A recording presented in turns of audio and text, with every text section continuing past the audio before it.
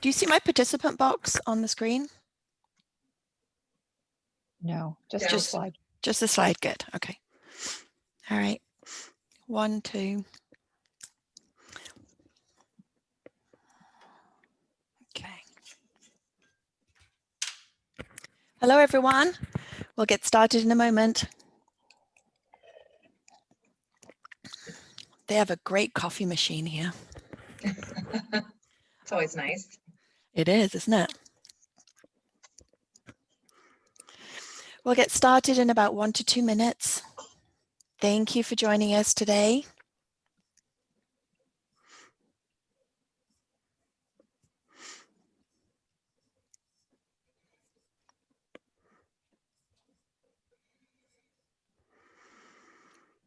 All right. Erin, should we start? Let's do it. All right, let's do this. Hello, everyone. Thank you for joining us today. This webinar by Churchill Leadership Group is focused on how to set your leaders up for success by having them coach. And I am joined by Coach Erin, based in California. She'll get a chance to introduce herself in a moment. And Connie. Let me just, first of all, ground us on what we're trying to do today. These are the topics we'll cover. How to motivate your leaders in your organization so that they want to coach. How coaching will help you achieve any improved feedback for employee needs. Things to consider if you want to train your leaders to be coaches so that it's both effective and sustainable. Things to consider to truly build it into a culture in your organization, and things that we've learned at Churchill not to do. Well, at least some of them, at least.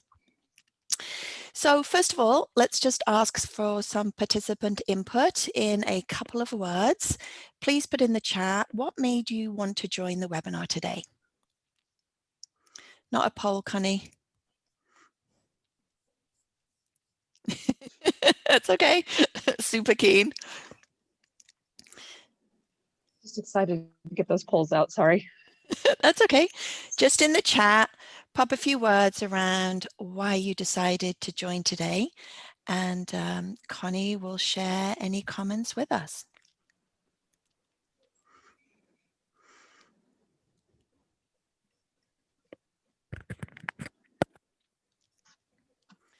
Why did you decide to join, or what would you like to get out of it?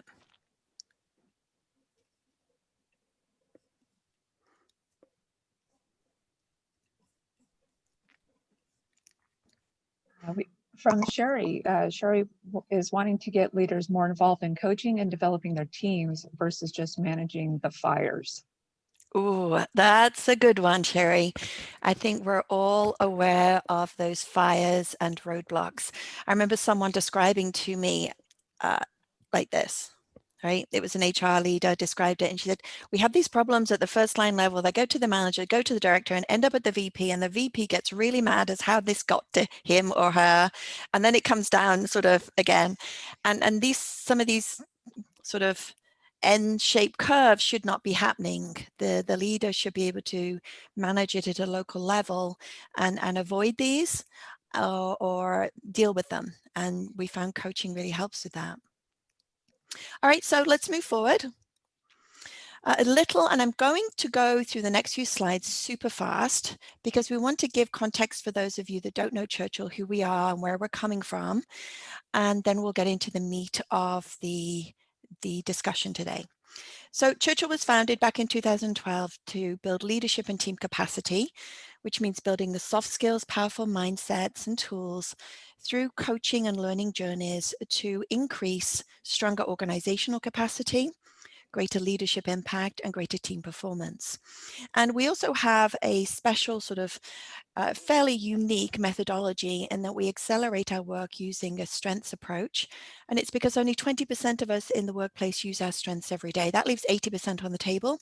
And we use Strengths Finder and other tools to help people understand their talents and use them more at work as they work with us and grow. Here are some of our clients to give you a visual feel in the industries we work.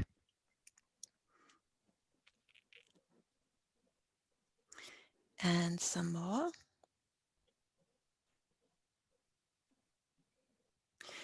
And we've got over 200 executive leadership team coaches. They also play roles of consultant and training in workshops and webinars. And we really put a lot of effort into building a diverse global team, diverse in many ways, cultural, geographical, experience, racial diversity, gender diversity, and more, so that we can fit the needs of our audience and bringing the best right coaches depending on each organization and leader's need. And our coaches are around the globe, and we do that to fit the footprint of US-based organizations who have global teams and need our services across their company. We do 5 core services, all grounded in coaching. Executive leadership coaching, which is more of that one-on-one. It can be from senior executives all down to your up-and-coming high potential leaders. Team coaching for more intact, cross-functional global teams. Leader as great coach, where we teach leaders how to coach at all levels. That's where we're focused today. Manager effectiveness and building a strengths-based organization. All can be delivered remotely and all can be accelerated by strengths. So, Erin, tell the team about you. Thanks, Jane. Good morning, everybody. Good afternoon if you're on the East Coast. My name's Erin Passons. I've been in the executive coaching world for about 17 years now, going on 18 years. I'm based here in San Diego. So it sounds like I'm a little bit warmer than many of you. Connie mentioned it was in the 30s today in Texas. So I hope you're staying warm wherever you are. A big part of my focus, as Jane indicated, is really that strengths-based leadership approach. And I spent a good chunk of my earlier career working for Gallup. Those of you who are familiar with Gallup, you know them to be certainly a large polling organization, public opinion polls, political polls, but a big part of their business, as you may know, is in employee engagement polling and really understanding the workplace and success in the workplace. So big part of my foundation and really my personal philosophy as a coach and consultant is to really think about how do we help maximize the potential of each person by leveraging those strengths, whether they're coaching or in leadership or just as an individual contributor. So that's me, and I'm happy to be here with you today to help you think a little bit more about how to set your leaders up for success in coaching. Thank you, Erin. And Erin has delivered our Leaders Coach program extensively across the globe with companies like eBay and ServiceNow and more. In fact, she's just starting a new program with Cigna, which is exciting. Connie, thanks also for joining us. Connie will help us with the chat and the communication, and Connie puts all the invitations together and makes these happen to begin with. So thank you, Connie. And she'll also follow up with you afterwards to make sure you get a copy of the recording. My role as an executive team and strengths coach is really running the company and understanding what our common client needs so we can adjust our programs and services to bring you innovative and ongoing improvement solutions. And so I'm usually the first point of contact if you have a need, and then we bring in the best right coaches like Erin and others to fulfill that need and partner with you long term. So how are we going to try and bring you value today? Our approach is going to be pretty laid back. We want this to be a discussion. We would love to have input from our audience. Erin and I are going to do this as an interview style, so there'll be a lot of back and forth, so you get the benefit of both of our experience. And we'll use polls and chats to bring you in, and we will open up the line. So if you have any questions that you'd like to ask in person, hang on to those, and we'll come to those about 15 minutes before the end of the webinar. So let's ask our first poll, Connie, if we can bring this up. This first poll is to get a feel and get you to think through what might be getting in the way of your ability to have your leaders coach today. So this is a poll where you can choose multiple answers. So feel free to choose more than one. Off you go.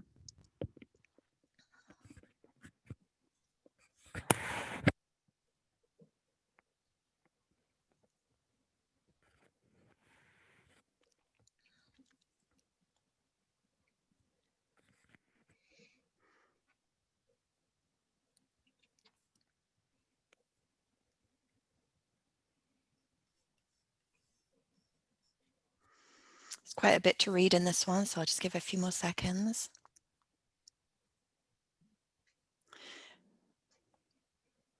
Most of you have answered now. So what I'm seeing here is The strongest one is no time to coach. More than half of you say no time to coach. What we've found in our experience, once people learn to coach and get through that sort of almost clumsy phase of learning, which can take a matter of a few months, it speeds business up. It enables conversations to get a lot more focused, more purposeful versus operational to-do list type of one-on-ones. It really gets to the core of priorities and moving those priorities forward.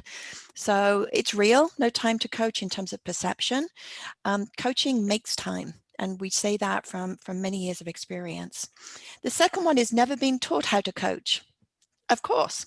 I think Gallup data, Erin, says about 10% of managers are naturally really good managers and teach well. Maybe there's some natural coaching skill in there, but most of us, me included, wouldn't have known how to coach had someone not taught it me and given me lots of time to practice and get better. And I started doing that as a leader coach, not as executive coach, over 20 years ago. And I can tell you my experience was I felt I had to have all the answers. I was overwhelmed. And as I really got my feet going as a coach, I realized how much I was holding back great talent on my team. Because while I was giving them the answers all the time, thinking that's what they wanted, when I got them to sit and really explore the situation with me by coaching, they had way better answers and innovation and client-focused results and ideas. So I was getting in their way. And not only did that free up time, it led to better results. Fear of not getting it right yet without training, confidence is low. Coaching is not being role modeled by senior leaders. Let us share a bit of a secret with you. Many senior leaders, we can't speak for everyone we found, think they're coaching and know what coaching is. When we see them in action and ask the people that report to them how effectively or how often they're coaching, it's a very different pattern. So often we have to help clients build awareness with senior executives of what coaching really is. Often they play more of an advising, directing role because they have so much experience, which is of course very valuable. But really even executives can add coaching to their skill set to accelerate their effectiveness as well as role modeling for the rest of the leaders in your organization. So thank you for the poll there. I think now, Erin, I think you want to share a client story. Over to you. Yeah, thanks, Jane. Well, and thanks for all of your feedback, everybody. I think you hit the nail on the head in terms of some of the things that we hear all the time that get in the way of what causes leaders to be effective coaches. And the story I wanted to share with you is actually very relevant to what you all just talked about in the poll. I just recently wrapped up the full kind of 12-week journey with a client that Jane mentioned earlier. And one of the things that was really clear in that session was that the leaders in the group were really learning how to shift their mindset to thinking about coaching not as one more thing that I have to add to my plate or add to my to-do list in terms of it taking so much time, as you all mentioned, but really one of the comments that one of the participants made, who bless his heart, he was a very sort of analytical, driven, very intense, focused guy. I think he was in a sales role and in a sales leadership role. So just, kind of a tell it like it is kind of a guy. And he was very clear on the couple days into our training and development process with the coaching. He said, I'm realizing as we're getting into this, first of all, he said exactly what Jane just said, which is, I think I thought I was coaching, and I'm realizing really I haven't ever been coaching. I've only ever been solving. I've only ever been advising, and that's not the same thing. And while there's a place for that, certainly, and there's opportunities where his expertise can absolutely be shared in a very direct way, he realized he wasn't coaching. And he said, I'm starting to realize that coaching is less about one more thing to do and more about how do I adjust my behavior such that the way that I interact with my team is sort of infused with a coaching approach. It's not one more thing. It's in fact a new way of doing all the things. And so it was a huge realization, kind of an aha moment for him to recognize it isn't another task that I have to complete or check off in my intensity to get stuff done, but really a new way, a new paradigm shift of how I might interact with my team and how that might actually save me time in the long run. So I wanted to share that because I think it's very, very relevant to a lot of what the feedback is that we hear from leaders having gone through the program. Yeah, it's powerful, and a common this shift, right? And that's Mhm. just want to take a minute to reinforce what Erin has just said and to ground everyone that's with us today. What do we mean going from a leader to a leader coach? So a leader in the context of most of what we're talking about is someone that leads people in your organization. You might call it a manager, you might call it a supervisor, etc. And the shift that we want to make for leaders to become leader coaches, and what our program is built around, and maybe you will walk away from here and decide to build your own program, and that's fine too. We want to share our insight. It starts with the mindset that today my role is about execution, getting things done, getting my team to get done. And very often our one-on-ones, if we have them, are very operational about what we're getting done. And that's fine because the business has to move forward, but that limits growth.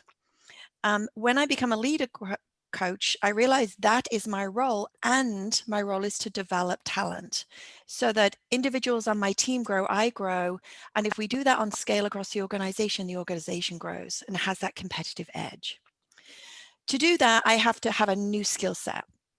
And that skill set is a skill set of coaching skills. Typically, we teach 4 to 6 coaching skills, depending on the organization and where you are. And these are skills that are not difficult to understand, but they take some practice to be used effectively, because people go back to their old habits of solving because they've been solving for years and telling people the answer, and this is what you need to do. So this skill set helps them make a shift from leader to leader coach. And the impact, we already talked about it a little: less roadblocks, less fire drills, better solutions, greater engagement, greater innovation, because the person coming up with a solution is the person getting coached, the employee, or if you're the director, maybe it's the manager that's getting coached, etc. And so they are owning those solutions because it was my idea, not your idea, and therefore I'm a bit more wed to it. And that frees up also the leader to not get in the weeds of all the problems and sort of step back and be more strategic and think more across your systems, across your departments, which is often where these roadblocks happen, department to department, team to team. And the leader can focus on more the smooth running of your business and leading and developing their team. So there's a reason organizations invest in building a coaching culture and capability. And this data is from Burson, a tremendous organization that builds a lot of data and research around talent development, performance management. And of all the things they looked at, I think it was in 2019, of where you can invest in your organization for talent growth, coaching was number one. So however you start to do more coaching at your organization, keep the focus on coaching, keep going. Okay, so now we're going to get into the 5 questions that are the learning objectives. And so for this one, I'm going to ask Erin. Erin, if you're an HR leader or a business leader, how would you motivate your leaders so they want to coach? Yeah, thanks, Jane. You know, it's so important to have that sense of motivation, because again, you're going to get a better outcome organizationally and from a business metric standpoint if your leaders are into it, right? If they don't feel like, oh, again, this is one more thing on my plate, or I've got to be forced to make sure I do that. And I think the biggest thing, Jane, is to really show the value. Leaders have to see the value in what's in it for me, right? Yes, you know, I might have that natural, if I'm one of 10 managers, as you mentioned earlier with the Gallup data, if I'm those one of 10 people who just has a natural ability for this, it might be intuitive, but for many leaders, it isn't. It feels like it's one more thing. So I think they have to see the value. And one of those things is that there's sort of actually 2 aspects of what that value looks like, right? So part of it is developing my team, and part of it is finding more efficiency for myself. So one of the things we know about the workforce as it's changing, for any of you who've done any reading about the sort of generational differences in the workforce, you know that millennial audience, and even that next level generation following the millennials, which I think they're now calling Generation Z, although I've heard other interpretations of what they're calling it. Yeah. Younger folks coming into the workforce are now more than 40% of our workforce, and they're demanding a very different way of interacting with their workplace and with their leadership. And a big part of what those demands are, I think rightly so, is demanding more feedback, demanding, how am I doing? Am I doing okay? Am I on the right track? Do you see a path for me in terms of my career growth and development? And so a big part of what the value is, and what I think motivates leaders to coach is to be able to have those conversations in a way that not only engages the employee, but also helps the leader feel comfortable. Because as some of you indicated in that poll, sometimes our leaders are reluctant to coach because they feel like, well, if I open the door to, let's say, a career development conversation and my employee says, well, I want a promotion and there aren't any promotions available, I don't want to have that conversation. I don't have an answer. I can't meet their needs. So I don't even want to talk about it. I'll just kind of avoid the issue. But I think what we realize is that there are lots of ways to engage in a coaching relationship and still help your employees to feel developed and invested in and cared about without necessarily saying, okay, let me answer that call with a specific promotion. So your employees' demands is one big aspect. I think another aspect is really thinking about freeing up my own time and making my life more efficient as a leader. Jane alluded to this earlier about leaders being able to spend more time decision-making and being strategic in a big picture way and letting their employees really drive some of the decision-making on the front lines, which is really where that should be happening anyway, because the employees are doing the work. They're closer to the work. They may often be closer to the customer. And so tapping into their innovation frees up the leader's time to be able to go do the things that they do best. Certainly, they add more value to their own career and their own development as a leader by becoming a coach. So for many leaders, that's a big motivating factor, is recognizing perhaps they had a mentor or a coach in their own career that they really admired and felt like, gosh, this person really invested in me. How can I be that person for someone else? I think that's something that really motivates leaders. And then certainly, we talked about that making a better decision and uncovering some of those new ideas, but really also building the trust and psychological safety on the team. So how can we create a better place to work? How can we create a better culture? I know we're going to talk a little bit later about kind of creating a coaching culture, but this is a big aspect of it, is building trust, building psychological safety, and helping people feel included in the decision making so that ultimately they are actually freed up in terms of their mental space to make better decisions and to ultimately be more efficient. So lots of ways we can keep our leaders motivated. Thank you, Erin. Thank you. Yeah, we talk about a lot that coaching takes trust to work well, and coaching builds trust. So it's almost like the center foundation of coaching. And we know from Stephen Covey's work that trust is a business driver, speed of trust. The data on the right here, the 69% and 97%, is from a global program where we've been doing this with a Fortune 500 Silicon Valley client now for 5 years. This is real data, and I think this represents 300 of the several thousand leaders that have been through becoming a leader coach. And so, I mean, look at that. Founding increases trust. Almost everyone found that. So coaching is really valuable, folks. So let's move on here. Yeah. So I'd love to ask you this version of this question, Jane, as we think about giving feedback. Obviously, a big part of coaching is giving that feedback. So why is ongoing feedback so important? And how can our leaders, or how can implementing a coaching approach help our leaders give better and more effective employee feedback? Yeah, thanks, Erin. I want to sort of build on what you said earlier about generational. And although the data says this about the millennials, I believe from experience that this goes across all generations, in that we want feedback and we want to grow. We know from Dan Pink's work of intrinsic motivators that we're all looking for mastery in those areas that we care about. And for many of us, we really care about our work and our career, and we want to get better. So if we think of it that way, and then you layer on the connectedness that millennials have grown up with social media, they're connected, they're constantly talking to each other. And so if you put them in an environment where your manager hardly ever gives you feedback or doesn't do regular one-on-ones, and when they do, they talk at you, what's that going to do to a millennial, which is about half of your workforce nowadays, right? So millennials want ongoing feedback. They want to grow. They want to be challenged. We've got millennials in our organization at Churchill, and I can just like, oh my God, I can't give them enough feedback and coaching. It's just they're hungry, and it's a joy to do it. I think the other thing is as well, when anyone's joining your organization or deciding to stay at your organization, one of the questions they're asking is, how are you going to help me grow? How are you going to help me keep growing? How are you going to leverage me as a unique individual and what I bring and my strengths? none of us want to feel like a cog in a wheel. And so when they look to you, they look at your website, they read your reviews on Glassdoor and those other places, when they come for interviews, when they get onboarded, they're all feeling this. We've had some organizations that onboard people and before onboarding finishes, they leave because the experience isn't what they want.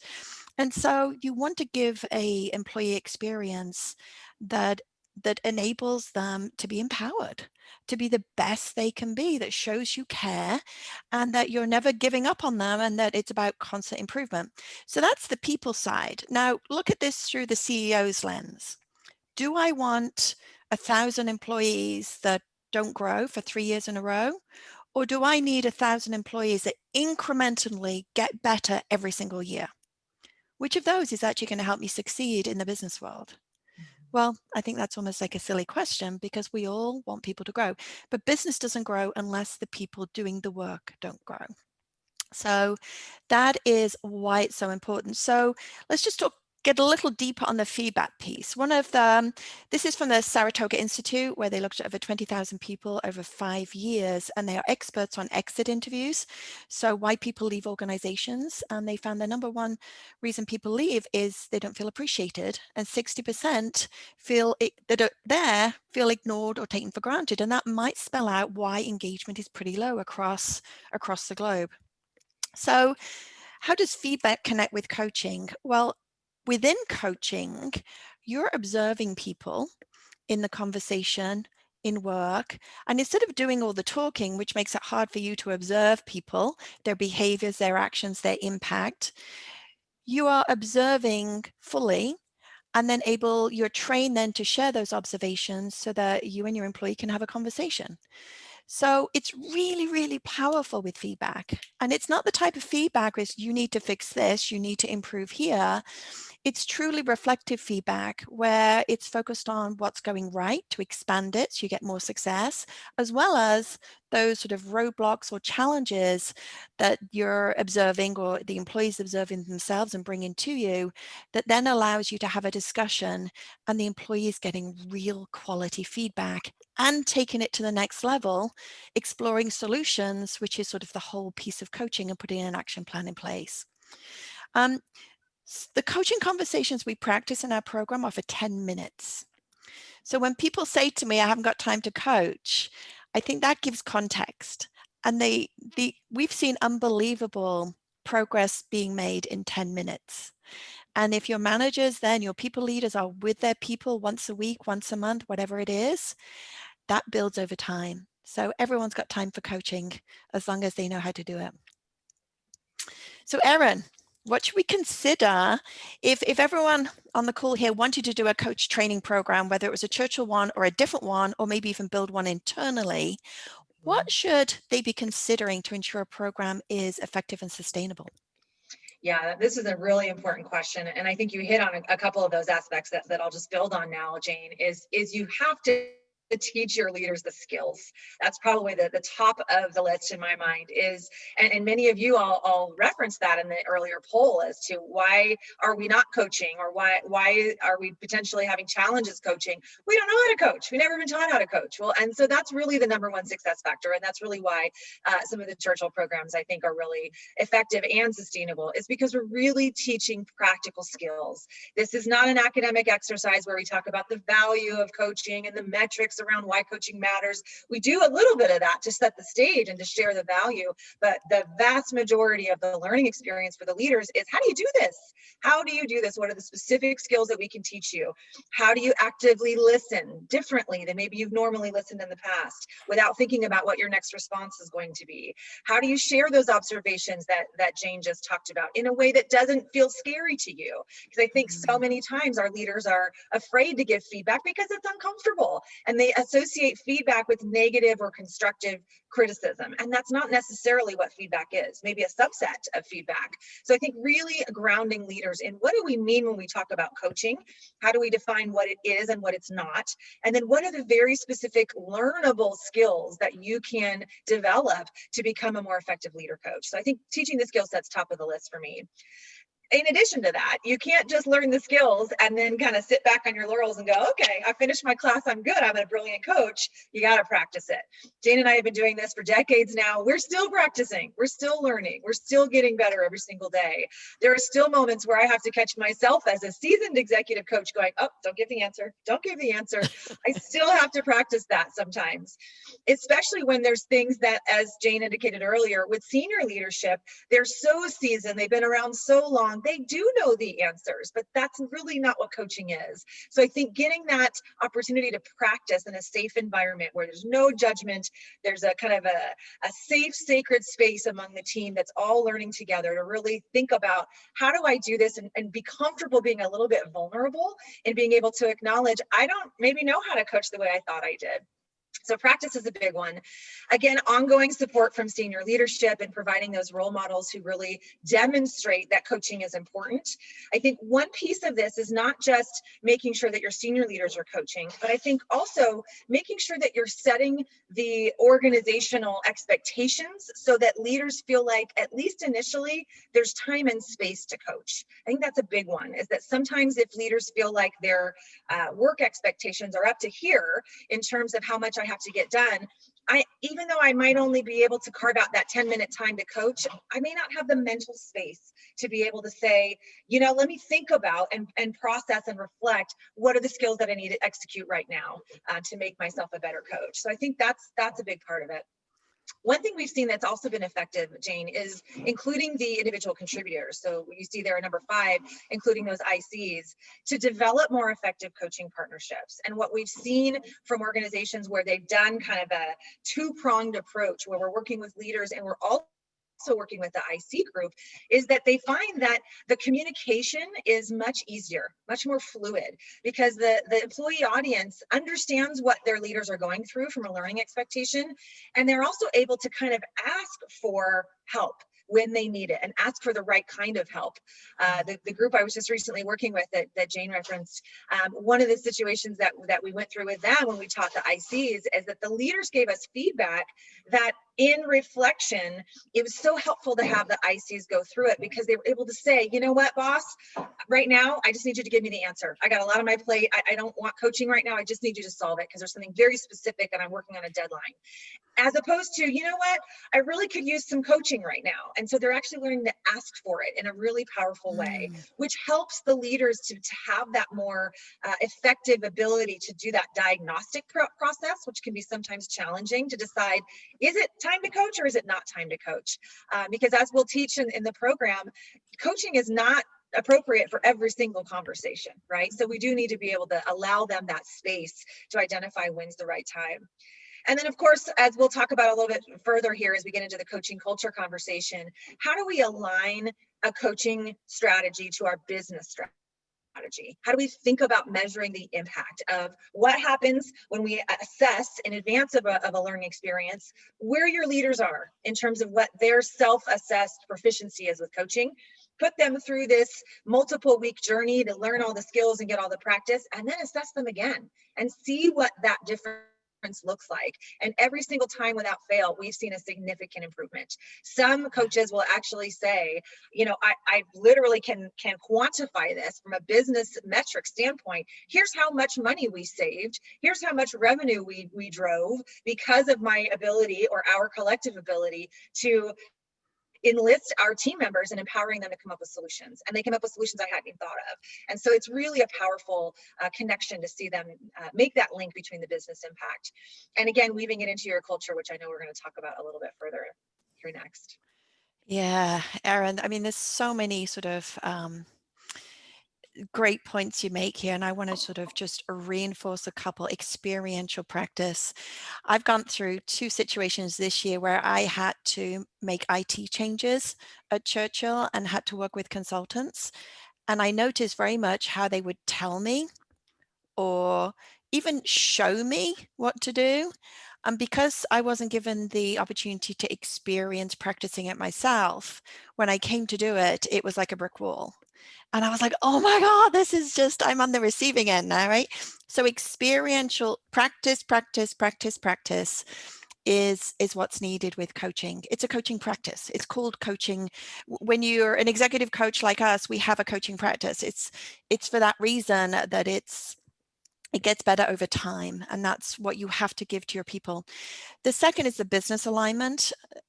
When we can go back to senior leaders that have said yes to these programs and say, hey, let's share a couple of business stories here with you. What do you think the impact then is? Right?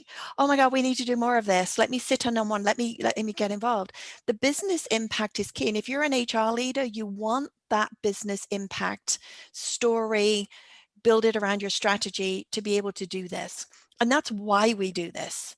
It's not because it's enjoyable. It's not because it's fun. It is those things, but it's because it drives the business forward. It's a business strategy. So, culture. Yeah, culture. So, Yeah. This is a big one, right? I mean, I know we touched on it a little bit along the way, but I'd love to have you talk, Jane, a little bit more about what are the things we need to be considering to build a coaching culture? There's some really important things we want to make sure are top of mind. yeah, so I like to keep things simple. I'm like a rule of three, think of three things type of thing. And a colleague of mine in Orlando said to me, oh, about 6 years ago, he described what culture was for him. And he said, how does it feel to work around here? Right? How does it feel to work around here? And so I always use that. And what does it feel like to work in a culture where there isn't coaching? It might feel like that my boss doesn't spend a lot of time with me developing me. They may never discuss my career. I may have operational one-on-ones where we talk about getting stuff done. People aren't promoted because they develop people and grow leaders. A lot of our senior execs talk to us or at us. I don't know. It may look different in different organizations. What does a coaching culture feel like? Right? It feels like someone cares about me. It feels like someone takes the time to talk about what's important to me and my growth in my work and my career development. It's that I have someone that genuinely will work with me to give me real-time feedback and check in on me and make sure that what I said I was going to do, I've done, and how did it go? It might feel consistent in that when we bring new leaders into the organization, they want to coach. It feels that when we promote leaders, we all can say, hey, they're a role model for developing people and giving great feedback. And so some of these are the key things that we want to think about. And so in a simple way for me to describe this to you, think about your systems. Let's say you teach all your first line and second line leaders how to coach and some of your executives. Let's just say that's a scenario. If you don't then ingrain it into your systems, then you're at risk of that being undone, right? If senior execs aren't learning to coach, then what happens when the directors are coaching and they're not getting coached? They're coaching their people, but they're not getting fed. They're not getting their vitamins, right? They might give up, right? So you've got to have executives coaching, and you've got to make sure that when you're sitting down for talent management discussions about who we're going to promote, how we're going to give pay rises, who's our top talent, that coaching is definitely up there. And if you're saying a great leader can coach and develop people and drive performance because of it, then we better make sure that's in our hiring and promotion strategy as well. It has to be in our leadership capabilities. It has to be what you measure. If you're saying coaching is important, it better be in your employee engagement questions. You better be measuring it. It might be on your website about your brand and how you're differentiated from your competition. We believe in employee growth, and as such, we train all our leaders to be coaches, and we make coaching a priority. So these are some of the systems that you want to weave coaching into, and it's not difficult. If companies need our help with this is where our consulting expertise comes in, and we work with them to understand their systems and give them tips and ideas and best practices how to do it. It's not too complicated, but it is important that it happens. The other thing to think about is coaching skills aren't just for a leader and their employee. When you learn coaching skills, all of your conversations get better. So just take a moment and think about what % of your day are you in some type of conversation? emails, Zooms, Microsoft meetings, phone calls, whatever it might be, inside of work, outside of work. And I think most people that I've polled have said 70 to 80% of my time I'm in some type of conversation. Well, imagine your skill set to have conversation is really accelerated. Your ability to listen, your ability to ask powerful questions, your ability to share what you've observed without causing a emotional reaction. And so when you teach someone to coach, conversations peer-to-peer get better, which help break down silos across teams. Marketing to sales get better because they're able to have better conversations that are less about me and you, but about us, we, I to we. It's all neuroscience. We're bringing the neuroscience into the program to help people understand how a coaching conversation is different and how it opens up trust and builds trust versus causing more of a brick wall between two people. You can build the skills you use into conversations upwards. I know you do a lot of work, Erin, with sort of managing up how to have powerful conversations with your boss. And also, of course, with customers and clients. All right. Think of coaching as a learning investment, and it should impact other learning investments, right? You should be able to ingrain it into other learning programs. And it's a business leadership strategy. It's not an event. It's not a 10-week course, not that you're in the course for 10 weeks, but it's over 10 weeks. Or it's not just a learning event. It's a leadership and business strategy so that your organization can perform better. So that's what I have to share about culture. Anything there you'd like to add or build on, Connie? Connie or Erin, either of you? Yeah, one thing I might add, Jane, is as you talk about the conversations, I think that's so important. And one way that we used to talk about it when I worked at Gallup is we would always say, to change a culture, you have to change the conversations.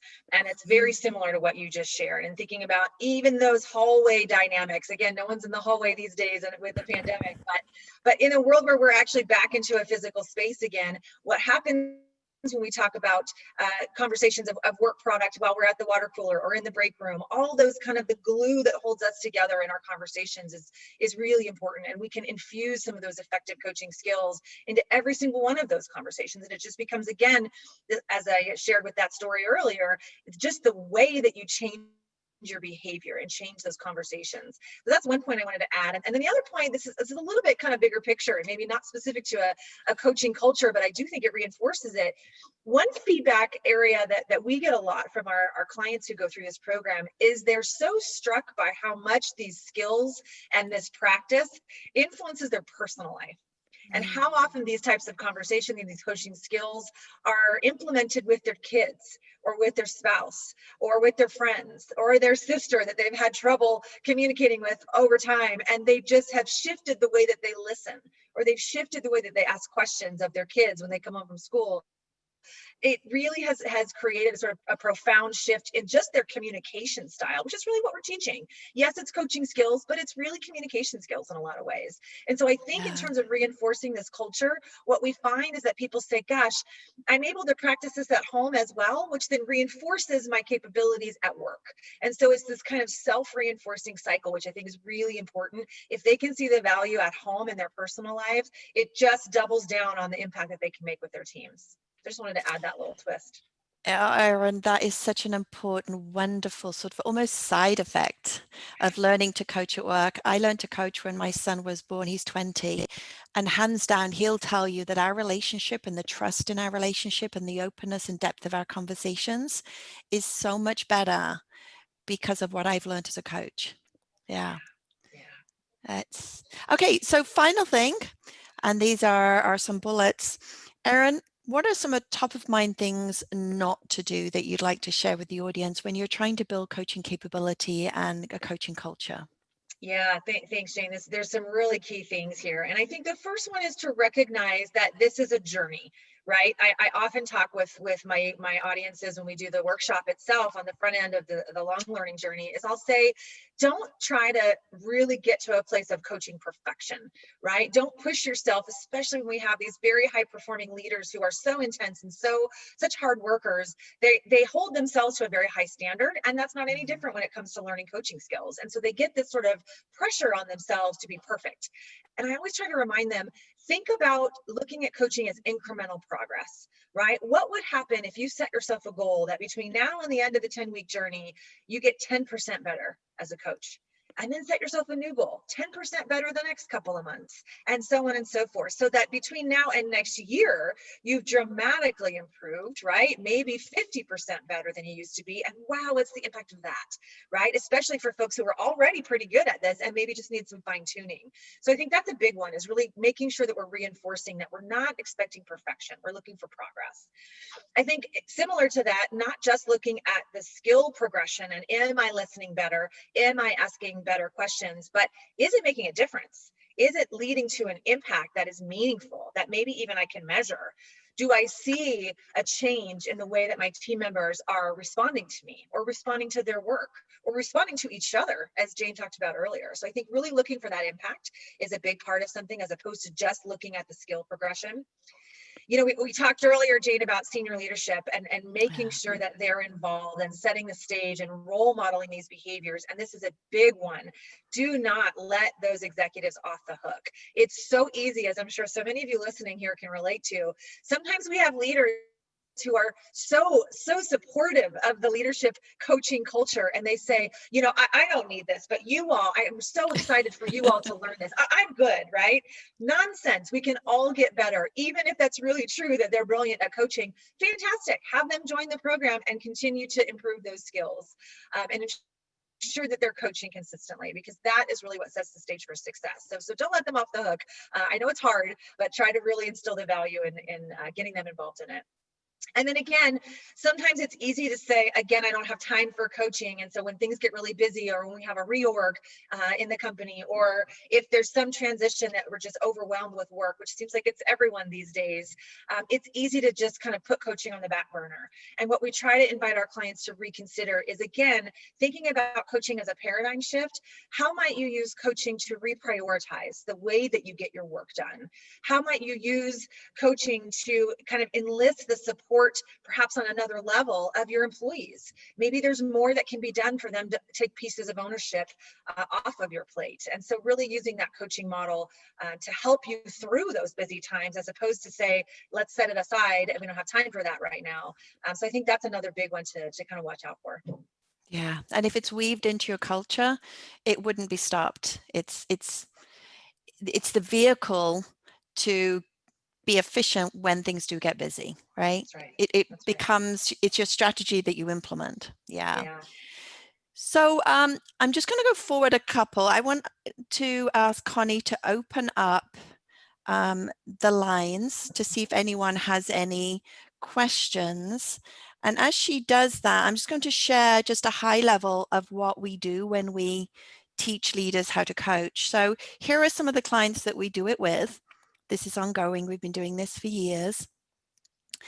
And here is the 10 weeks we keep talking about. We don't have someone in a workshop or on a webinar for 10 weeks. That's not what we're talking about, but it's an ongoing journey of practice. So at a very high level, it's 10 weeks of coaching practice, where it starts with sort of pre-work, including measuring success, surveys, polls, etc., to make sure that we measure the difference that's happening in ability, confidence, and results. And it's a 2-day workshop, in person or remote. And then we break the group of about 30 people into multiple cohorts for the learning journey. And that starts at the end of the 2-day workshop. So during that 2-day, they learn the skill, the mindset, the tools, lots and lots and lots of real world practice. These aren't role plays, real world practice. Then they go out for the next 3 weeks. They practice on the job with their own employees. They meet in small groups of trios and practice. And those trio groups are kept consistent. Then they meet with their coach again for meetup number 2 to continue the learning and the practice and get the support that they need. And that's repeated then 2 more times. So it truly is real world experiential practice with expert support. And we focus on business impact. as well as improving coaching proficiency. And at the end of the 10 weeks, we are measuring one last time, sharing the results with you, celebrating and recognition. And this is the first stage of 3 stages in our coach program. So this gets people started. Year 2, you might join us for strengths accelerated coaching, and year 3 for team coaching. So this can be an ongoing journey if you're really wanting to take coaching seriously. Here are some of the results for a program we've been doing with a organization now since 2016, and they continue to expand it globally across the globe in many languages. And Silicon Valley, Fortune 500, you can see the type of results that they see because of it. And it's been a true partnership. We're very proud of the partnership. Do we have any questions in the chat, Connie, or on the line? Nothing in the chat yet.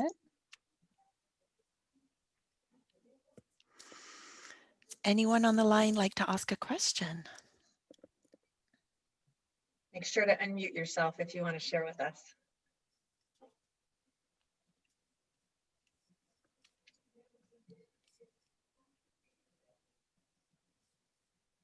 We've put a couple of, jump in, interrupt us if you have a question. Please do, please do.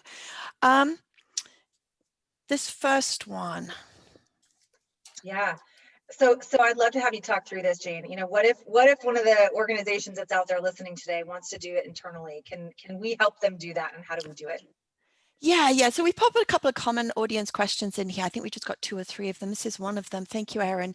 Sometimes an organization may got limited budget, for example, or they genuinely like to do things internally. We see that as well.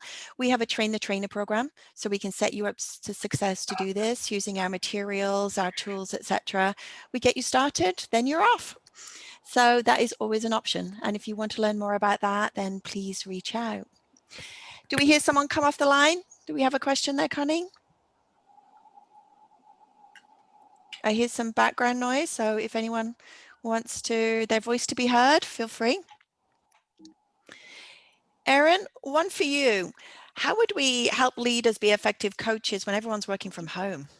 Yeah, this is a big one, obviously, that's come up this year in 2020, right? With everyone kind of moving to, for most of us, 100% virtual environments. And, you know, what I find is really interesting is, you know, typically we've done the vast majority of our workshops in in-person classroom setting, and of course they've pivoted all of those to a virtual model this year, and they've gone really, really well. And I think one of the things that we encourage our leaders to really think about is, again, this is about engaging in the way that you work with your employees. So if you're working with them via Zoom or Microsoft Teams, or if you're working with them by phone or by email, you're still able to kind of leverage those coaching skills. And sometimes I actually think that the last few sessions that we've done these past few months that we've done exclusively remotely, I think have actually really helped our leaders to learn more of those coaching skills in a remote way, because that's the only way we've ever taught them to do it. So I think it's actually been really helpful.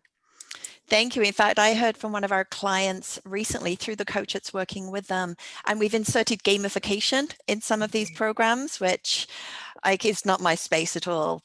I was shocked how much they loved it. That one organization who started doing this in person and moved to remote because of COVID said they may never go back, even when they get back into the business office. And that's a big organization on the East Coast. So we've been pleasantly surprised.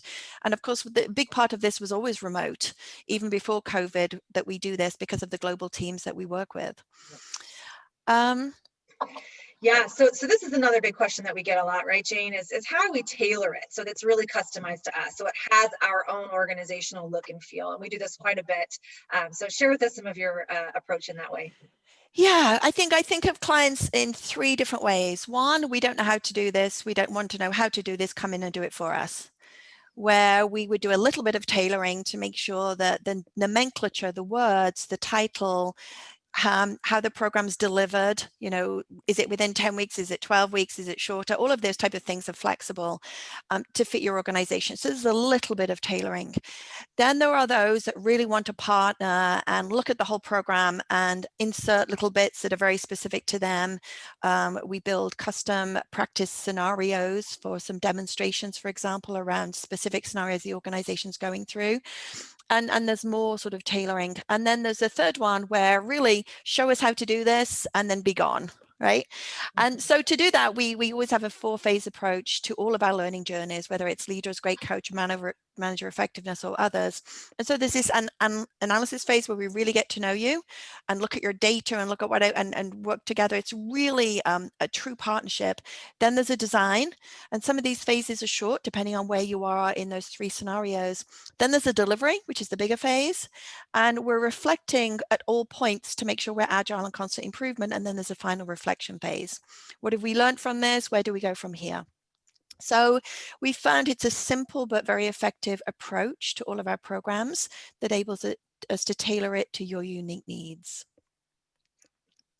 So please join us for our 3rd webinar. Each of these webinars over 3 months, we do a series of 3 and they build. Last month was what is coaching? Why should we do it? Today's more about what's important when we do it. And the next one on December 3rd is how do you then use coaching once you've got people coaching to drive your internal goals, your strategy, your initiatives. And so please join us for that. Connie will send out an invitation. If you want to know more, if you want to talk to us directly, myself and Erin, or Erin, reach out to me and we'll set that time up. That's free consulting time. Whether you want to go further with us or not, that's up to you. There's no commitment, but we believe in coaching. This is what we do. We're a coaching organization and happy to spend that time with you. Also follow us on LinkedIn and sign up for our regular communications on our website. Connie, if you can launch the final webinar, please. Erin, any final words you'd like to share with the audience? Yeah, I would just say that if you already have a little bit of a coaching culture, I think some of the things that we've talked about today hopefully can kind of refine or fine tune some of the things you're already doing. If you're new to coaching or really kind of eager to enlist an external expert's help, we're certainly happy to do it. And I think what you'll find is there's significant impact and value when you're really implementing a coaching approach and helping your leaders to be the best version of themselves in launching their coaching talent. So hopefully we'll hear from some of you in the future. Thank you, Erin. Thanks for joining us. Thank you, Connie. Thank you, everyone, and have a great rest of your week. Take care. Thanks, everybody.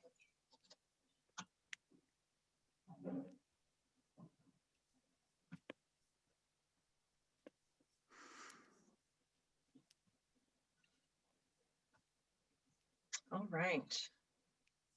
I didn't see the second poll in here, Jane.